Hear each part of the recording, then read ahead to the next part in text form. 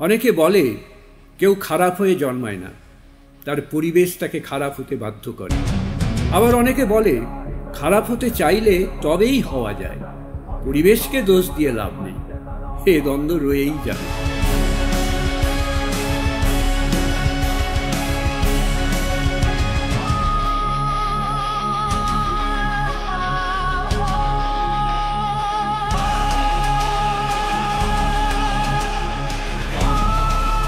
গল্পটা শুনে আপনারাই বরং ঠিক করুন কে ঠিক আর কে এই গল্পের ভিলেন।